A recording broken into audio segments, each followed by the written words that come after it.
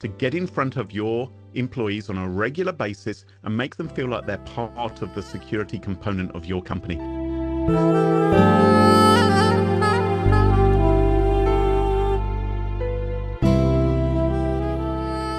I think some of the types of cyber attack which really fascinate people now are the way in which technology can be used to dupe people, to socially engineer them. And of course, we are now living in the era of artificial intelligence where you can use deepfake technology. So we've seen attacks where companies have been targeted by a criminal who is pretending to be the CEO of the company. And you are there on a video call with someone, interacting with them.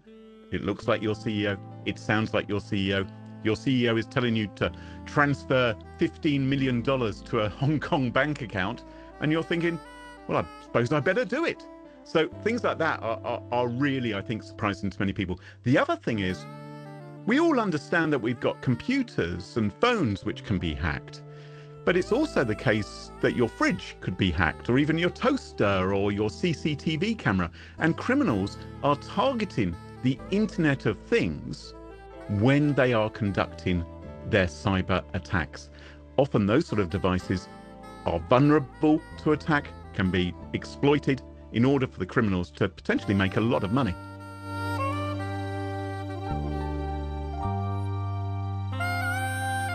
The threat which most people are worried about right now, because it's the one which is in the news the most, is ransomware. This is where the criminals break in, they encrypt your data, they leave you a ransom note.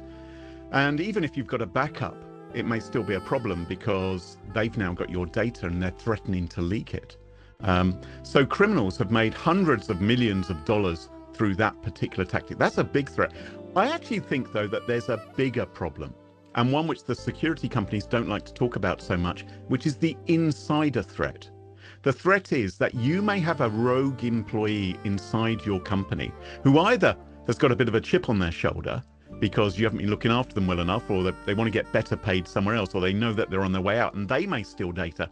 Or in some cases, criminal gangs actually target your employees and bribe them. We saw a case, for instance, where a Tesla employee was offered $1 million by a Russian hacking gang to plant malware on Tesla's network. Now, fortunately, that was stopped in that particular instance. But that's the kind of money these gangs have available to them. And can you honestly say that none of your staff would fall for an attack like that? So you have to worry about your staff as well as the external hackers. Your staff have already been given the passwords. You've given them access to the database and the sensitive information which they might be trying to steal. There's a variety of ways in which your company can protect yourself. You obviously want multi-layered protection. Defenses, you want best practices. There's a place for staff training as well. I know people think, oh, we've been doing this for years and years, but certainly it's really good to get in front of your employees on a regular basis and make them feel like they're part of the security component of your company. And you may want to do things like adopt a zero trust attitude, which is where everything which comes into your company, every network connection, is not trusted until it is verified, rather than having a more laissez-faire attitude. But it's complicated protecting businesses, particularly now as we usually are a hybrid workforce, working from home, working on the road, as well as in the office.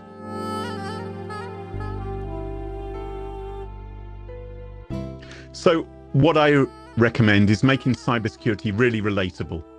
And use real world examples. Tell stories. That's what I love to do. I tell stories of hacks. I tell stories about how the cyber criminals have broken into a network, the goofs that the hackers have made sometimes, and which have caused them to get caught, and the mistakes which companies make as well. So give people examples of how things can go wrong.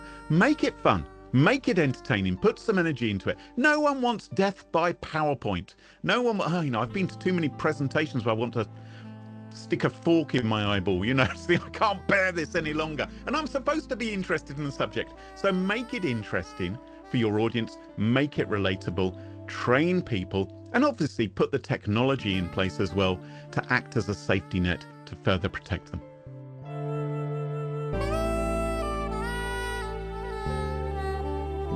I hope they'll think that cybersecurity and hacking aren't boring.